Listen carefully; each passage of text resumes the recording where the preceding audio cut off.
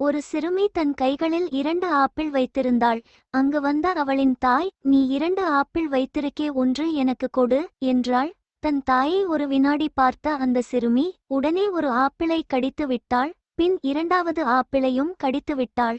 தாயின் முகத்தில் இருந்த சிரிப்பு உறைந்து போனது. தன் ஏமாற்றத்தை வெளிப்படுத்த முடியாமல் தவித்தாள்.